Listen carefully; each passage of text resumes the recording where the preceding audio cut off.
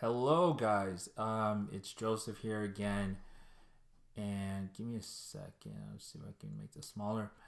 What I wanted to do is I wanted to kind of share a tutorial on how to, really, start generating leads using Instagram and why Instagram right now is one of the best platforms for your music studio and your music growth. We're going to be covering a lot of stuff in this video, and there's going to be multiple takes. And right now, the part that I'm kind of working towards is just showing you the direct outreach process for reaching out to people. Now, when you are generating leads, there's two main types of leads. There's the outbound leads, and then there's the inbound leads. What I mean by that, outbound is when you are reaching out to people. So I guess the best way to put it is like, when you are giving flyers to people, when you are putting out, your ads. And what I mean by ads is like, your banners in front of like places that, people will see. Except this time, instead of us to do that, we're just typing up a message and we are just sending it to people through their DMs.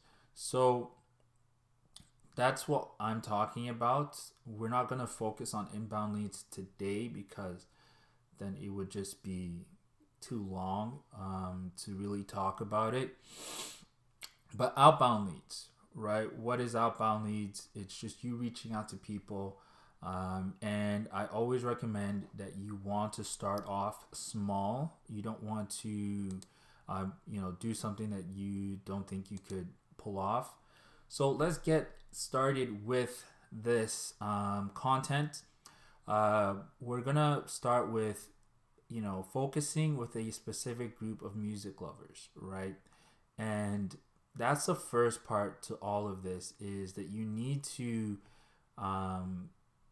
start off with that. You need to do that. And in other parts of this, I'll talk about, how to have your bio kind of, resonate with that. But first, you need to start with a specific group of music lovers. Easiest ones to do will be genre based, right? So people who like a specific type of genre, because the certain styles and the certain exercises for your pedagogy will be tailored for that genre, and it does make a big difference. So the first thing is just that, right? So let's say we go by genres. We want to work with people who are either rock or punk or classical or jazz, blues, right? So here is Instagram, right? And the thing about Instagram is that you can just see, if you look at the hashtags, you see all the posts of people trying to promote themselves so that they can get traffic, and this is how we can easily find people who are our ideal students, right? So if you search up music, right, and this is why Instagram is so good, right? It says 350 million posts have been made for it, and as you go down and down and down, right, there are other smaller hashtags that you can derive from. So what I highly recommend is you want to be more niche focused, right? So you don't want 350 million posts because it's all over the place, and music can mean it can mean anything. It can mean a music video. It can mean, just some music in the background, right? So you want to focus on a specific group of people, right? So let's say that you want to, like, help pop artists, right? So come in here, let's see what pops up, see how many, right? 500 and 70 something posts, right? So we click on it, and as you can see, there's someone here. I think it's the same person, but you could kind of tell, right, if the person is a musician or not. So let's see something else, maybe bass guitar, right? So we come here, we'll open this in a new tab, and then we'll look up bass guitarist, right? Another one we can kind of do is, like, let's say jazz bass. It's cold here. Or jazz bassist, right? And we'll do one last one, blues, or actually metal bassist. Let's be a little bit crazy and see what comes up. Maybe we should do metal bassist. I like this one. So you see here, right, 24,000 posts, right? And let's say that I want to help, I just want to focus on bass. Now, ideally, you want to pick all of the hashtags that derive from the jazz bass, right? So what I mean by that is, let's say for the metal bass, right? Second here.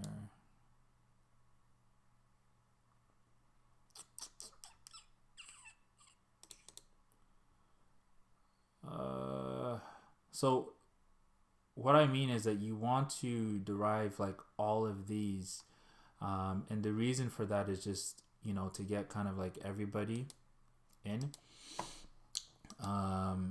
So what you do is, we're waiting for this to load. All right, 2 million posts. And you see, we have Flea here. We have a bunch of people. And I believe I'm already following these guys. But for you, it would say follow, right? So you would just click following. And then you'll just follow, right? Follow. Right. And just follow all of them. Just follow all of them. Now, it's very, very important that you notice this here. So here we have top post, and then we have here most recent. It's very, very important that you guys use the most recent. As you can tell, Instagram knows what will get a lot of engagement and what will get just a lot of engagement. And generally, if you try and target these accounts, they probably won't respond because their account probably has thousands of followers, and they're used to, like, spam. However, we have a guy here, 0 comments, probably 0 likes as well. 3 comments, 3 likes, right? These are the ideal students that you want to start reaching out to, right? These are people who are doing it for fun or for leisure, or they're actually trying to be something musically, and they just don't have that following. So when you do interact with them, you actually will be able to get a response. You're more likely to get a response, right? So you want to follow them, right? And you can see he's dedicated to music, dedicated to the bass, I believe, right? And sometimes there will be be private accounts, but if they aren't, you should be able to message them. Actually, I believe that the reason why the DMs isn't here is shit. Okay, wait.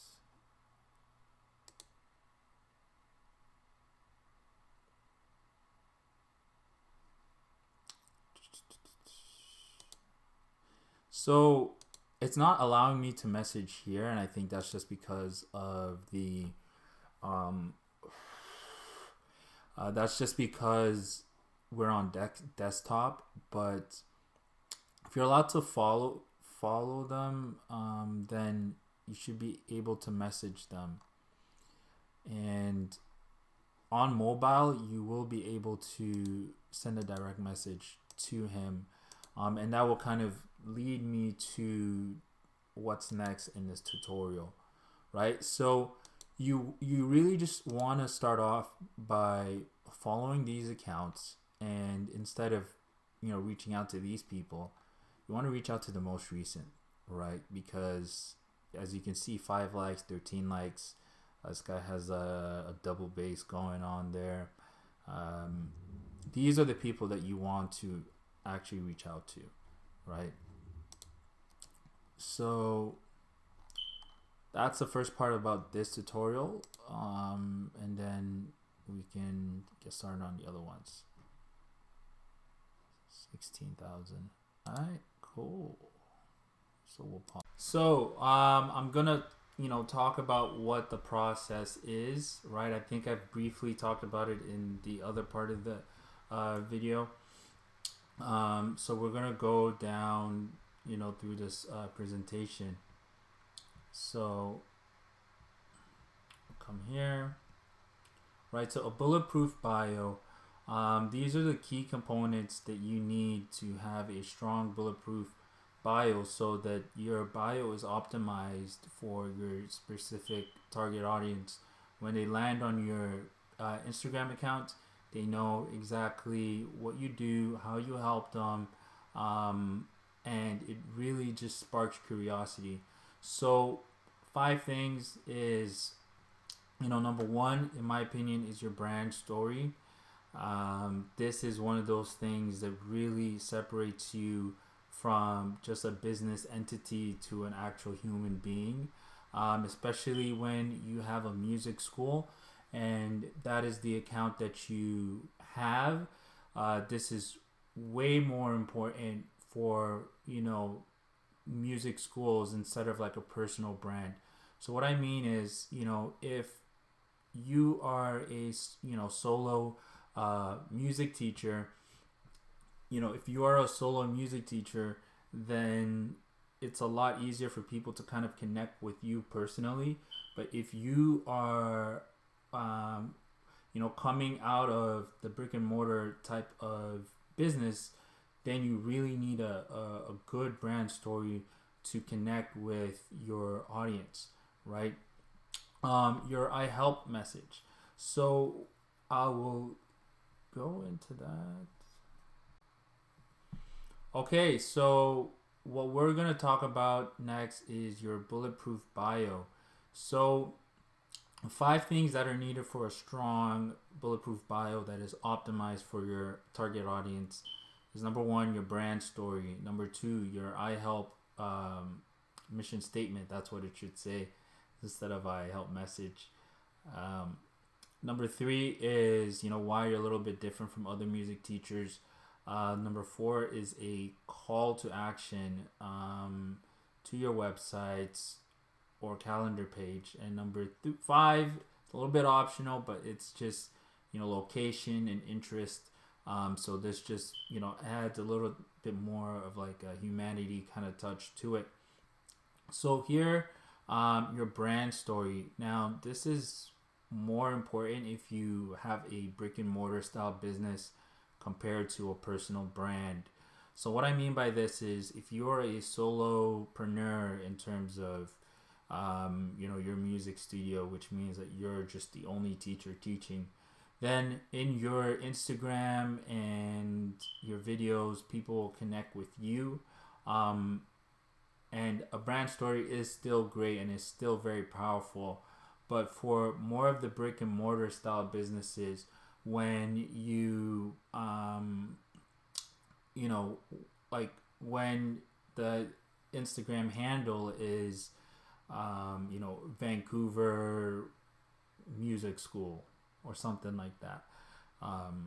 People want to connect, right? People want to see the person of the business owner, find out why they, did what they did. And that's what I mean by a good brand story. And I'll dive deep into it. Your I help message statement. This is what you would use when you are reaching out to people. So when we talk about, the message variation, it's important to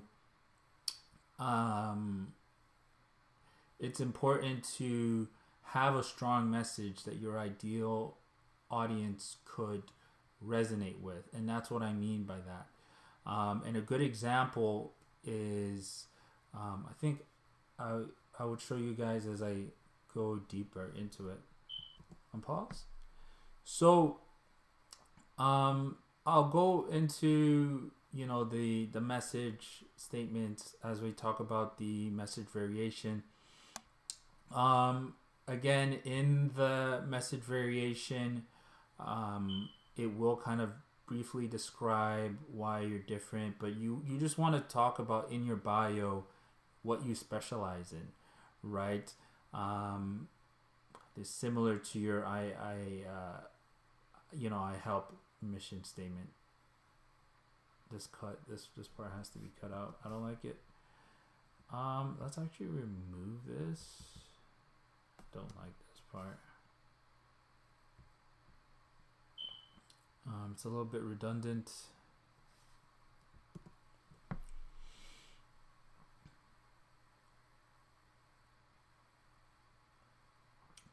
So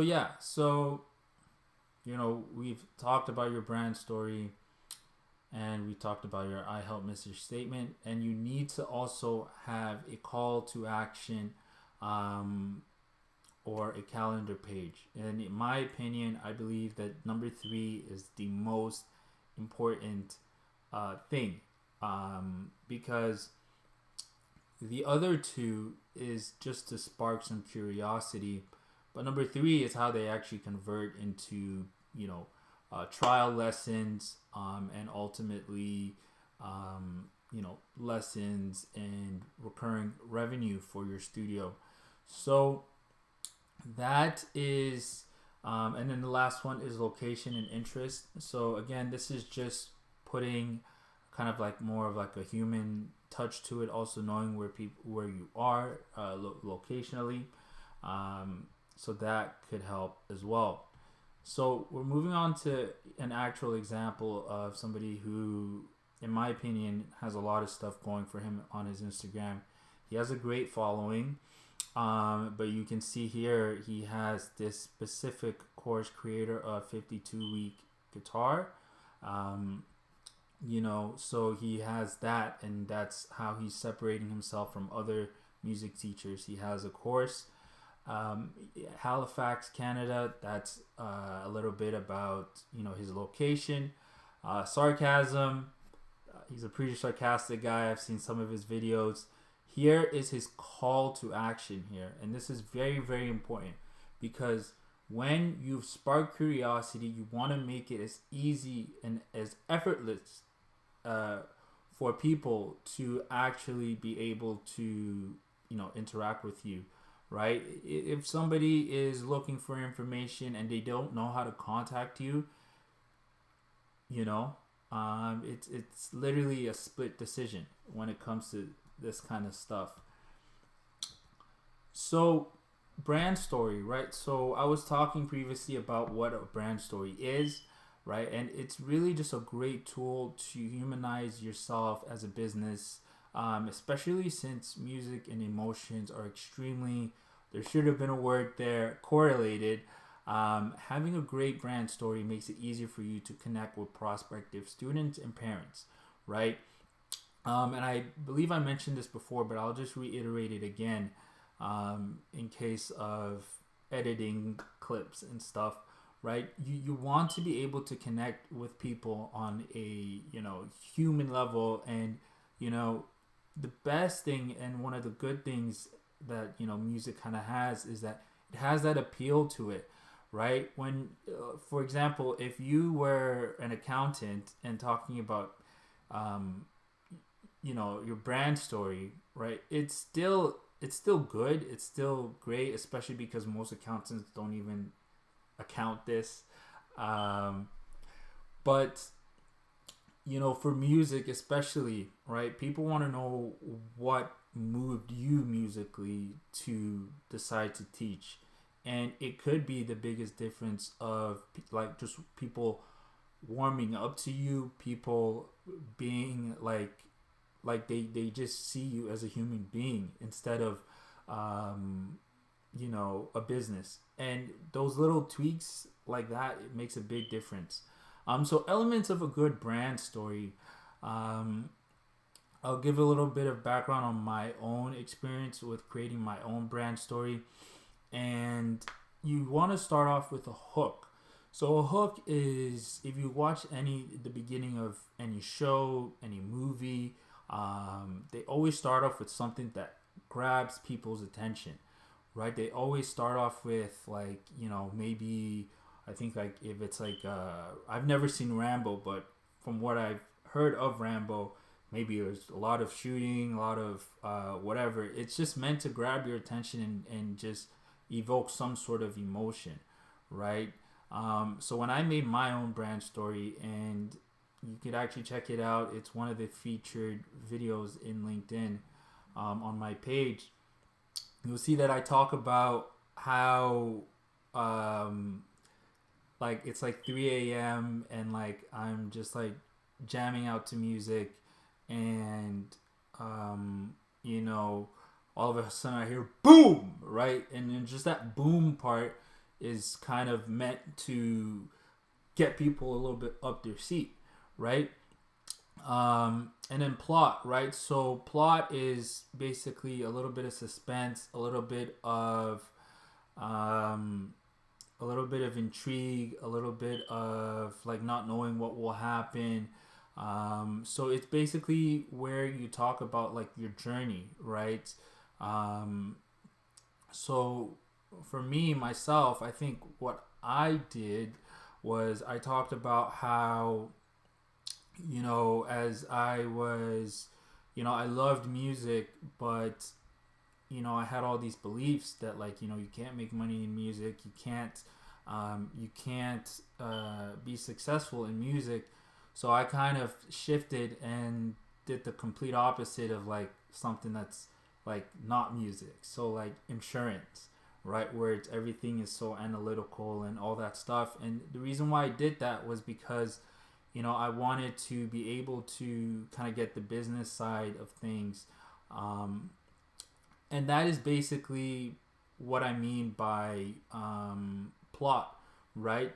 And I talk about some of like the health challenges that I went through, and a lot of things that I had to change, to kind of get me where I'm at now, right?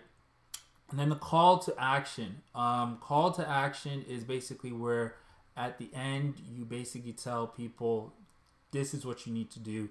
I actually made a copywriting video where I kind of go a little bit what a call to action is, but you at the end of it you want to have a call to action. So for instance, let's say that I was to make up a brand story on the spot.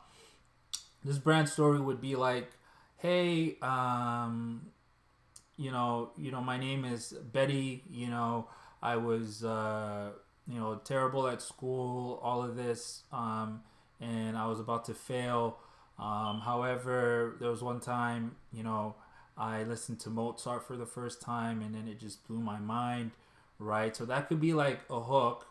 And then you could talk about how, you know, your journey learning Mozart and how it kind of improved other areas of your life. And then you could have a call to action. You know, if you want to get the, you know, the benefits of music education, please click the link below. And, you know, I would love to, you know, introduce myself and, you know, help you get these benefits that I did as well, right? So message variations, right? So when we're talking about message variations, you want to have variation when you're reaching out to people. And this is very important because what will happen is that if you send out a certain type of message, you need to know. I guess what I'm trying to say is that you need to know what works and what performs better. And the best way to do it is to split test.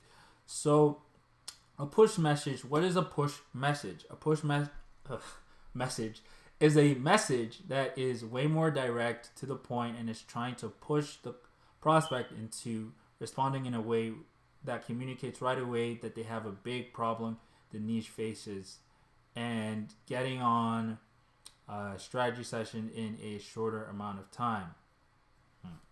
Okay. I'll pause it.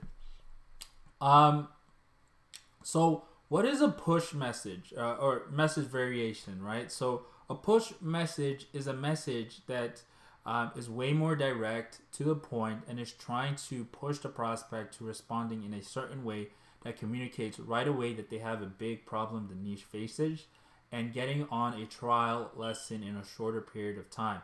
So what I mean by this is that you are essentially being straight up and saying, hey man, like, I have the solution for you. I thought it would be good to give you the solution. You know, are you interested in it or not? Right? And what it does is it evokes a stronger emotion, but it's good because it saves a lot of time, right?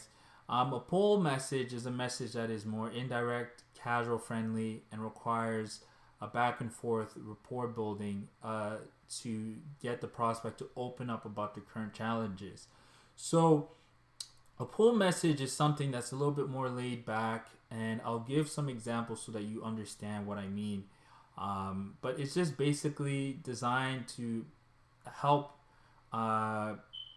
people just people will respond way easier.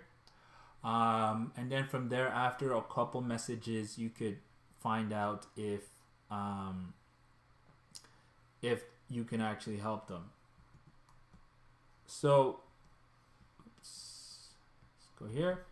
So here we have a push message. Man, you know what? I'm gonna turn on the light. Sorry guys, I just needed to turn on the light. So a push message is, so here's a template, right? So hey name, you know, I saw something specific about them. I help niche get specific desired result by pedagogy. How is solving big problem going for you at the moment, right?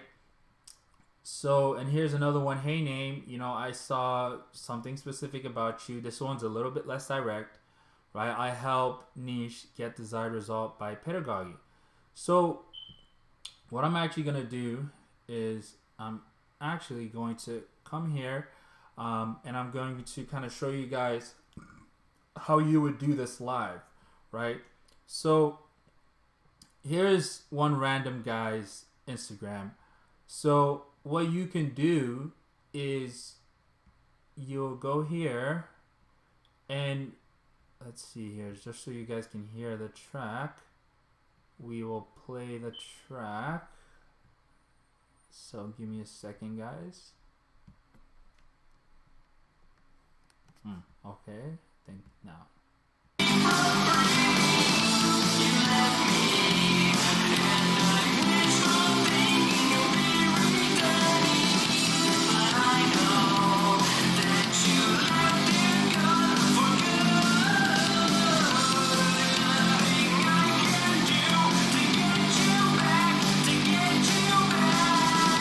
Okay, so you guys got a bit of that.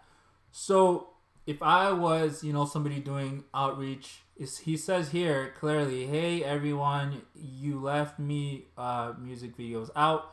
In case you missed the song, here is a fun playthrough to watch. It was he was talking about making the video. So I'll literally just, come here.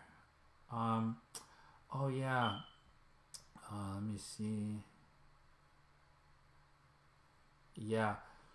So I can't DM him because I'm on the actual Instagram browser, like the. But if you were on the phone, right, you would message him, something along the lines of, "Hey, let me see. In this case, Gone After Midnight. I saw. I just noticed you put out, your first music video, you left me official music video. I help, let's see. It sounds like punk, right? So I help punk artists. And this is where your research kind of comes in, guys. And I've mentioned this before. And I believe it was a video where I think it's one of the videos. I'll put it in the link in the description, but it's talking about how you need to find out what the pains, problems, desires are. So I help niche, so for him, in his case, I help niche get be better at the guitar, by pedagogy. How is solving big problem going for you at the moment, right? So maybe like, how is practicing scales, or how is guitar solos going for you, or how is either dexterity or playing at a higher BPM. I think that's a big one that everybody would like to do, right? So how is playing at a higher BPM going for you, right? And what will happen is that, he will either say yes or no. And then it's as simple as that. And it's a numbers game.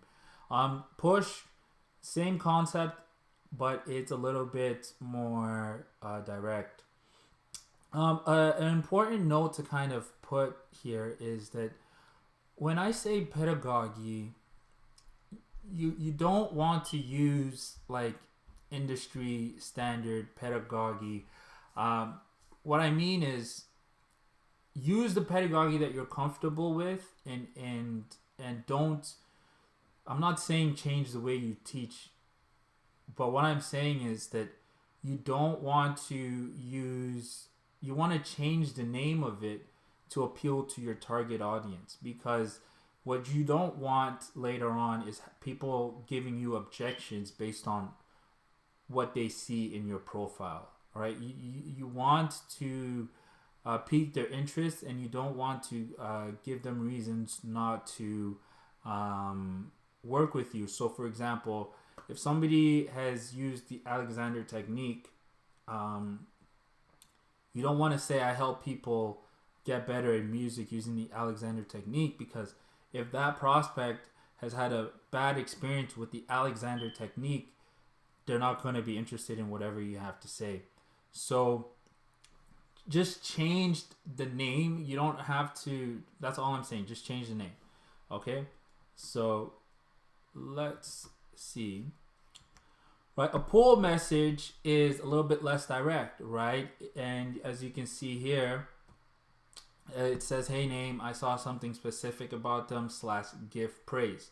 And then the other one is to ask a general question that you will ask a friend, right? So if we go over to him, this same guy here, just say, hey man, I just checked out your video, and congrats on like your first music video. How, just leave it at that, right? Congrats, right? And that's why I mentioned in the previous tutorial that you do not want to reach out to people who have thousands of plays, because that's not going to make a difference to them. But for somebody who only has like less than 1,000 followers, they're going to look at that and they're going to be very, very excited. So that's why I kind of mentioned that before. Let's see here. Let's go. So tracking and metrics, right? So you don't know what you don't track, and business and life is always an iterative process. You always want to look for room for improvement for your business. Let's see here. Right? So I'm just going to go over to